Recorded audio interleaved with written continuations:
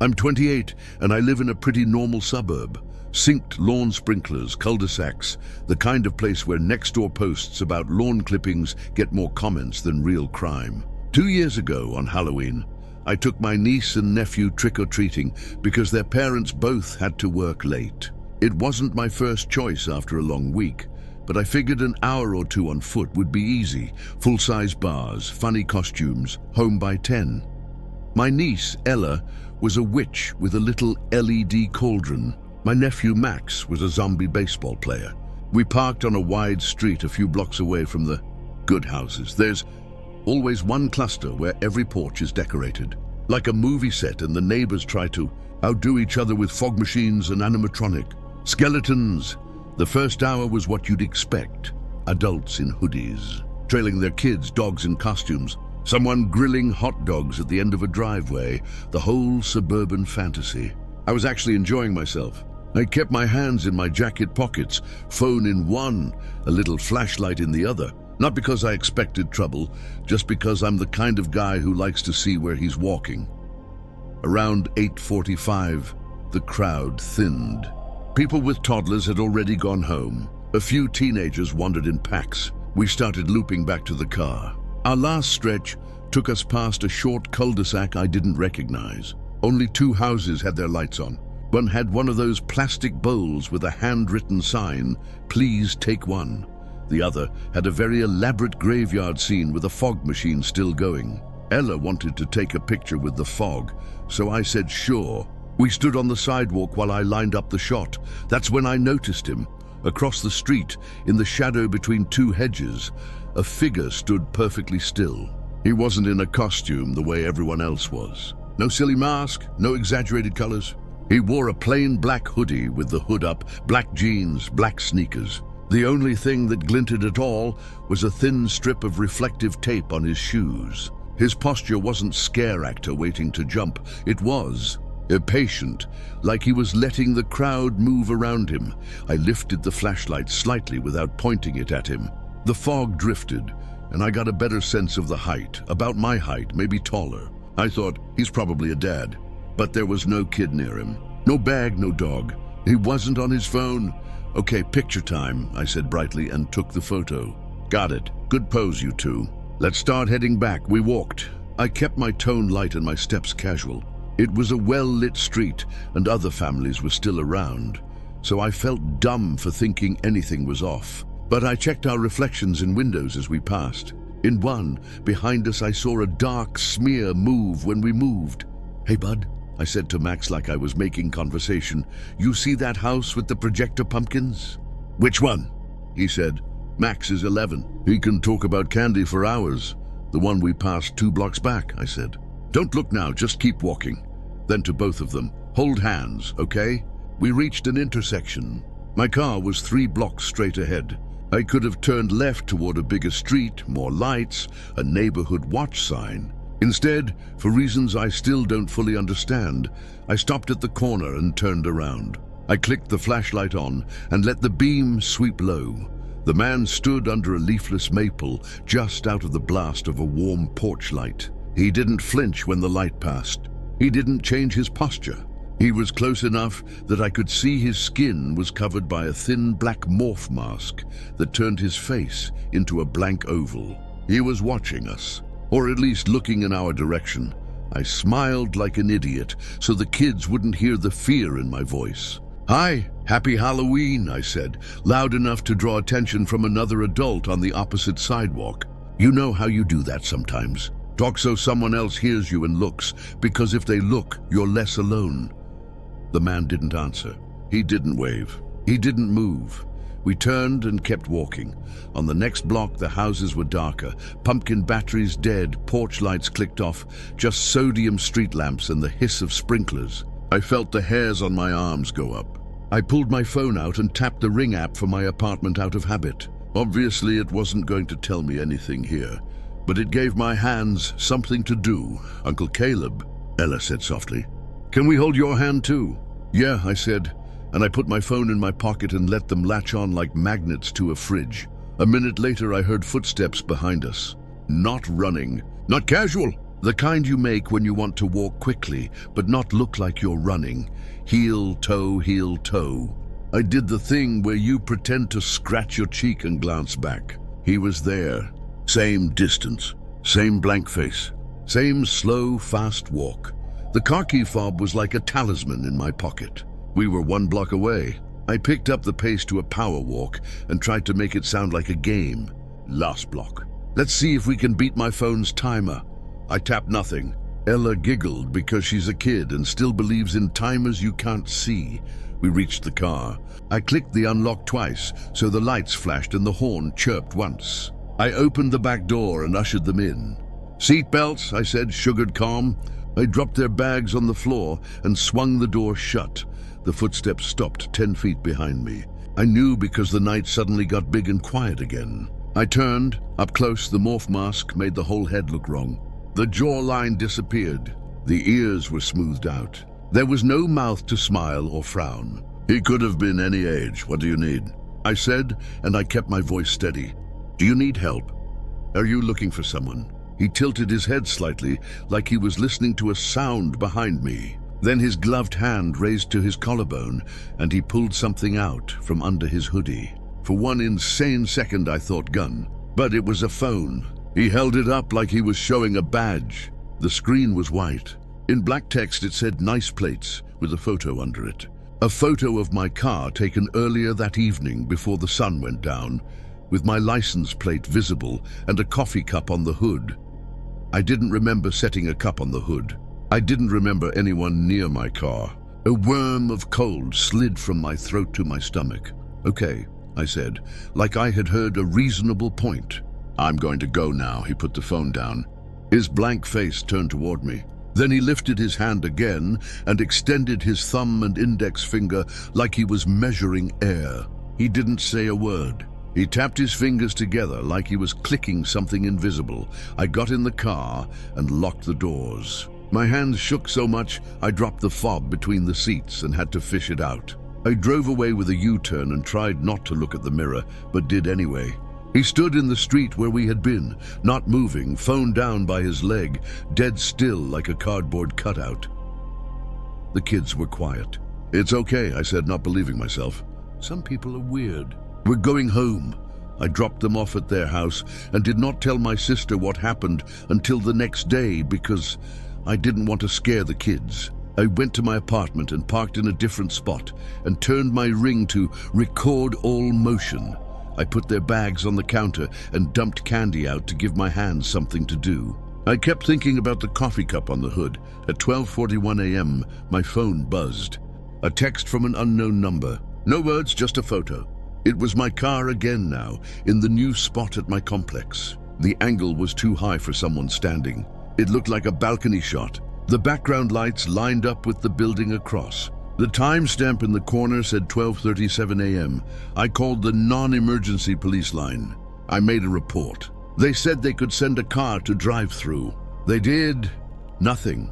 I filed a notice with the complex office the next morning and asked them to please check for any cameras that might catch the person taking photos. The manager was sympathetic. She emailed me back that afternoon with 2 stills from the garage cam showing a hooded person walking up the stairwell and back down 6 minutes later. The face was not visible. She attached them anyway. For a week, I looked over my shoulder every time a door closed, and every time a car with a burned-out headlight passed, and every time I heard a high heel click on concrete. Then Halloween faded. Leaves blew. Decorations came down. I started sleeping again. 2 months later, when it snowed for the first time, I pulled my coat out of the hall closet and put my hand in the pocket. There was a napkin folded into quarters inside. Not a paper napkin. A cloth one, like you'd get at a restaurant, dark gray. It smelled faintly like smoke. On one corner, in needle-thin black thread, someone had stitched 3 letters. Itel what Ella, not my name, but my niece's name, minus the last A. I couldn't prove where it came from. I couldn't prove anything, but I carry my keys between my fingers when I go to the car now, and I don't stay at the end of quiet blocks after 9 p.m. And on Halloween, I keep my phone out with the camera open like a talisman. I still don't know what click he was measuring in the air, But sometimes, when I lie in bed and feel the night fold around the building and the garbage truck makes that beeping noise 2 blocks away, I hear it again in my head, his gloved fingers tapping together like they were counting something only he could see. I was 17 the first Halloween I had the house to myself. My parents took my little brother to my aunt's place across town because she does the crazy haunted garage with a fog machine and a guy in a werewolf suit. I volunteered to hand out candy at home. I had homework to do and friends to text, and honestly, the idea of 2 solid hours of watching little kids light up over Kit Kats was more my speed than pretending to be scared. We live on a quiet street with those tall, skinny birch trees that leave confetti on the sidewalk. The houses all look similar, but ours has a little covered stoop with 3 concrete steps up. We have a ring doorbell and a motion light that sometimes triggers from moths. At 6, I put a mixing bowl full of fun-size bars on a little table by the door and stood inside with the big door open and the glass storm door shut so I could see and say, "Happy Halloween," without freezing. It was normal and sweet and boring in the best way. By 8:20, the crowd thinned. The little kids stopped coming and the packs of teenagers started. Some wore masks, some didn't. A few tried the take 3 handfuls move, and I called them out in a friendly way. It felt safe. I FaceTimed my friend between knocks. She was at a party and I could hear bass through her phone. We joked about my grandma Halloween, and she promised she'd come over after to watch scary movies. I made hot chocolate and watched the Ring feed on my iPad just to pass time between knocks. I like watching the playbacks, kids in slow motion, costumes blurring, parents waving at each other. Every happy suburb cliché. Around 9:05, someone knocked at the side door, not the front. The side door is off the driveway and leads into the kitchen. No one uses it unless they know us. We hadn't turned that light on. I stood very still, listening.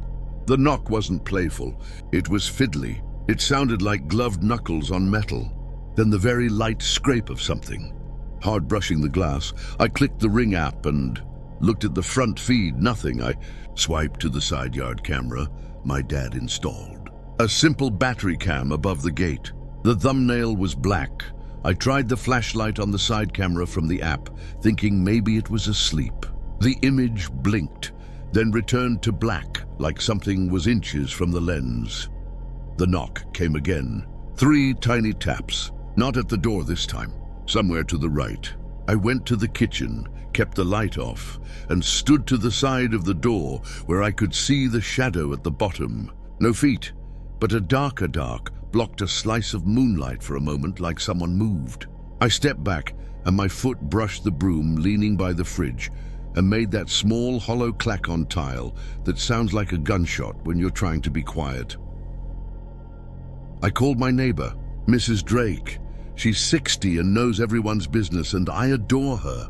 "Someone's at the side door," I whispered. "Can you look out your window?" She didn't ask questions. She said, "Hold, I'm flipping my porch light, and then I see your driveway." "I see. Okay, there's a man by your gate. Mia, he's very still. Costume?" I asked, because my brain wanted that. Dark hoodie, I think. He has something in his hand. It might be I don't know. It's long. "I'm calling Mark," she said, her husband, "and I'm calling 911. You lock yourself in the bathroom, okay?" "I have the front door open," I whispered. "The glass door is closed. Shut it." "Lock it," she said, no softness to it. I moved quietly. I reached for the front door when the Ring chimed, "Motion detected." The iPad flashed. The live feed showed nothing. Not dark, but white. Like the lens was covered by tissue. My stomach dropped. I couldn't see the front. I shut the solid door and slid the deadbolt. The sound of it felt like it echolocated me. I went upstairs to the bathroom and shut that door too. My hands shook so hard, I popped the lock twice before it caught. From the bathroom window, I can see the street. A few porches still glowed orange. The birch leaves skittered. My phone buzzed. Mrs. Drake again. "Police are on their way. Mark is coming over." "Stay on the phone with me." We heard it at the same time through our walls. The back gate latch lifted and dropped. No footsteps, just the latch. Then the squeak of the hinge, even though we always oil it. "Mia?" she said. "I hear it," I said, and I felt all my blood stand up inside me, and then everything was silent again. So silent I could hear my own breath. Every house on our block is 20 feet from the next. You think that means safety? It means your brain fills the space between houses with whatever it wants. I don't know how long it was before I saw the police cruiser turn onto our street. I thought I would burst from relief. Blue and red washed over siding and tree trunks like dye. I heard voices, low and professional. A knock on the front door. "Police!" someone called. I went down with my phone still to my ear. I cracked the door, peered, saw the uniform and the reflective stripe, and opened. They did a sweep. They checked the yard and the gate and the side path and the back door. One officer came back to the entry with his hand out to show me something. He held up the Ring doorbell plate. Someone had unscrewed it, like with a tiny screwdriver, and rotated it just enough to make the camera point at the porch ceiling. It explained the pale frame. He also held the side camera. The lens had a smear of fake spiderweb over it and a piece of clear tape. "Looks like someone wanted to be funny or creepy," he said.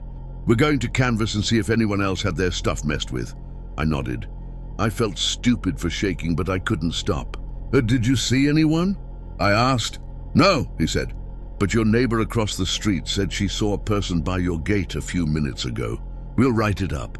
When they left, Mark stayed on my stoop another 20 minutes, talking about his lawn and his back and anything but the thing I wanted to talk about. It helped. When he went home, I brushed my teeth and got in bed with my lamp on and my phone in my hand. I waited for the adrenaline to leave my body like smoke leaves a room. It didn't. At 12:13 a.m., my phone buzzed with a Ring notification. Package detected. There was nothing scheduled. I clicked. The video showed my porch in clear view now that the doorbell was straight again. No one in the frame. The timestamp said 12:12. At the end of the video, a small square slid into view on the doormat. No hand, just the square. I didn't go out right away. I waited 5 minutes. I texted Mrs. Drake and said, "Don't freak out and please peek." She texted back, "The door looks clear." I opened the main door and dragged the package inside with my foot, like that would somehow keep danger outside. It wasn't a box. It was a CD jewel case, no label. Inside was a single Polaroid. It was my front door from earlier in the evening. Me standing behind the glass storm door, smiling at a little kid in a dinosaur costume while I held the mixing bowl of candy. The photo was taken from 3 steps to the right, from inside my own yard, slightly lower than eye level. You could tell by the angle. On the white border at the bottom, in blue pen, 4 words were written in tidy lowercase. "Thank you for watching." I didn't sleep that night. My dad installed tamper-proof screws the next day. We moved the side camera higher. I started locking both doors, even if I was just running to the mailbox. It's been 2 Halloweens since then. I still hand out candy because I refuse to let one person make my favorite night feel dirty. But I keep the lamp just inside the door now. I keep the glass door closed. I watch the feed like a hawk. And sometimes, when the street has gone quiet and the birch leaves tick across the sidewalk like mice, I think about how far a person has to lean to capture a Polaroid from that angle without being in the frame. I think about how long they stood there, 2 steps out of sight. My wife and I moved to our cul-de-sac in 2019 because of Halloween. That sounds ridiculous until you see it here. The HOA gets weirdly enthusiastic. People project movies on garage doors. There's an annual chili cook-off. Someone does a haunted driveway.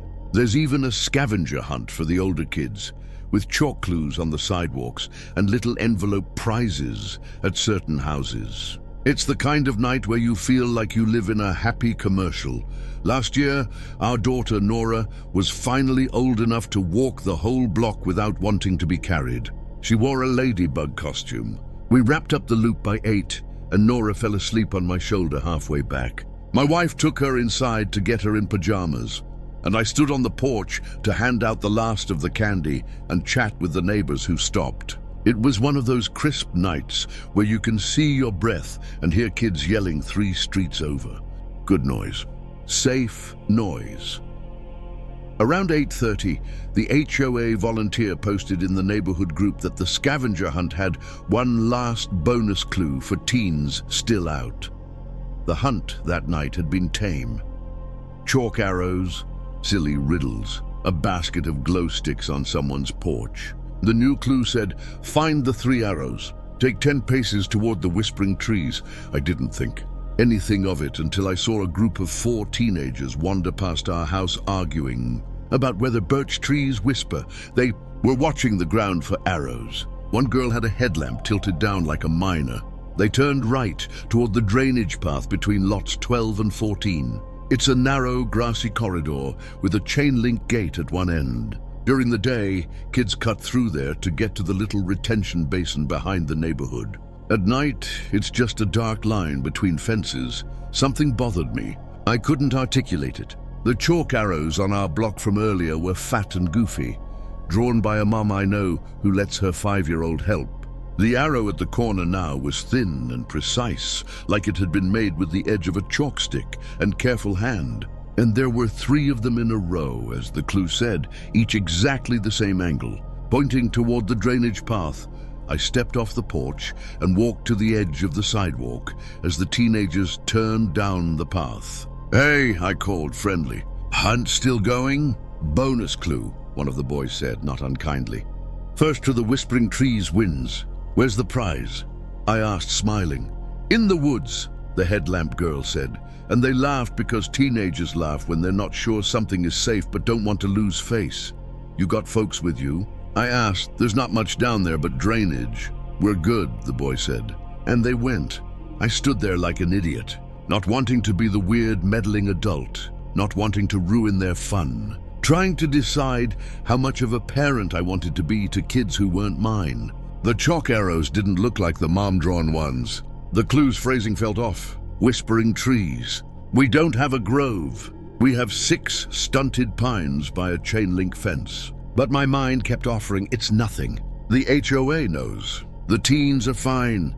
I got my answer 30 seconds later when Nora, pajama-clad and wild-haired, darted onto the porch with my wife behind her. "Potty," she announced like a public service announcement. I ushered her in and forgot the rest of the world because parents forget everything when a small person says that word like a timer. When I came back out, 2 minutes had gone by. The teens were gone. The arrows glowed faintly under the porch light. I could have let it go. I could have chalked it up to grouchy middle-aged paranoia, but I kept seeing the angle of those arrows. I grabbed my phone and flashlight and walked down the drainage path. The air always feels colder in that strip, even in summer. Fences rise on both sides, wood on the left, vinyl on the right. The grass is packed flat where kids cut through to save 20 seconds. At the end, a chain-link gate separates the path from a shallow concrete ditch, and then a rustling stand of pines by the back of the retention basin. If the wind hits just right, the needles hiss. Whispering trees. I get it. The gate was closed but not latched. Chalk arrows led through. "Hey," I called, keeping my voice casual. "Everyone okay down there?" No answer. The beam of my light caught something caught on the lower fence wire, orange ribbon. My brain generously supplied party decoration until the ribbon flapped and I realized it was a candy wrapper. Reese's, of course. I stepped through the gate. The ditch was dry. My sneakers scuffed on gritty concrete. I aimed the light into the cluster of pines. The needles made a soft ocean noise. There was a clearing of hard earth under them where kids sit sometimes during the day. The beam passed over a glint foil. Another wrapper and a small white rectangle leaning against a root. A folded envelope. The envelope was blank except for "winner" written in ballpoint. Okay, I thought, maybe this is stupid and I'm about to scare some teenagers for nothing. I didn't touch the envelope. "Anybody here?" I said louder this time. "Hey, it's Omar from Lot 8. Hunt is wrapping up. You all need to head back up." A shape detached itself from the far side of the pines. Not one of the kids. Tall. The kind of tall that reads as grown. He wore a baseball cap pulled down and a puffier jacket than the weather needed.